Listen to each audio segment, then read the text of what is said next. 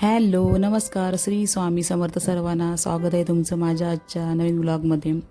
माझ्या वॉशिंग मशीनला काय झालं होतं काय माहिती, 6 ते 7 महिने ती वापरलीच नव्हती, कारण आमच्याजवळ थोडासा पाण्याचा प्रॉब्लेम आहे.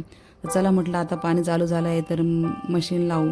पण मशीन चालू व्हायची, पाणी पण घ्यायचे आणि लगेच पाणी बाहेर काढून टाकायचे. मशीनच्या टबमध्ये पाणी स्टोअर होतच नव्हतं. हे म्हटले मी बघतो तिला काय झालं आहे ते. त्यांनी लगेच मशीन खोलली आणि त्यातले ड्रेनेजमध्ये काय कचरा आहे का ते पाहिला, पण एवढा काही कचरा नव्हता. मग त्यांनी काय केलं काय माहिती आणि मला बोलले चला आता चालू करून बघ. मी म्हटलं झाली का चालू? ते बोलले तू बघ तरी, आणि खरोखर मशीन चालू झाली. खूप बरं वाटलं, कारण रिपेअर करणाऱ्या माणसाला बोलवा, पुन्हा त्याला त्याचे चार्जेस, सगळंच कंटाळा होता. म्हटलं बरं झालं चालू झाली ती एकदाची.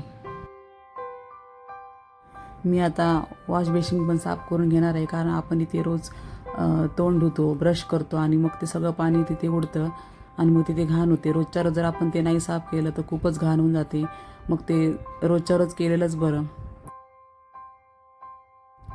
मी जास्त करून साफसफाईची कामं शनिवारचीच करते, कारण ही कामं जी असतात साफसफाईची ती जास्त करून शनिवारचीच करायची. फरशी पुसणं, कोळ्याची जाळं काढणं, आपल्या घरात जे काही घाण आहे ते सगळी साफसफाई करणं शनिवारचीच करावी, आणि मी ते शनिवारचंच करते. गुरुवारचं ते बिलकुल करत नाही मी साफसफाई. मी इथे एक काचेचं सेल बसून घेतलेलं आहे. त्यावर मी Harpic, handwash, Colgate, brush, Lysol ठेवते आणि एक आर्टिफिशियल कुंडी पण ठेवली आहे. मला आवडतं असं सजवायला. ते सेल्फ मी साफ करून घेणार आहे, कारण त्याच्यावर पण धूळ, पाण्याचे डाग पडतात. दर 15 दिवसांनी तरी मी हे साफ करते, नाहीतर मग ते एवढं जाड होऊन जातं की ते निघते मुश्किल होते. म्हणून जर 15 दिवस साफ केलं ना की एवढं काही आपल्याला त्रास जाणवत नाही स्वच्छ करते वेळी.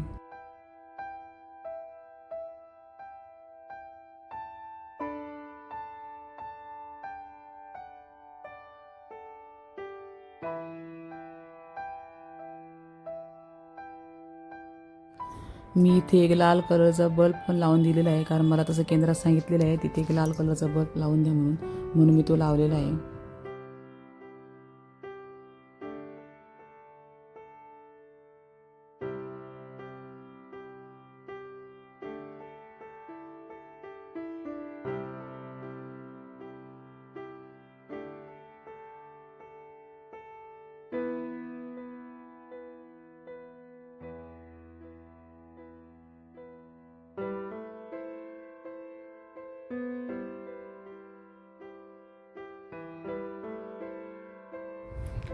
ह्या कुंडीला जवळजवळ 4 ते 5 वर्ष होऊन गेली.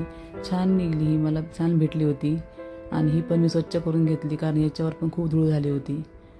छान वाटतं बघायला, असं किती मस्त वाटतं, फ्रेश. स्वच्छ केल्यावर किती छान वाटतं, असं फ्रेश वाटतं आपल्याला पण बघायला.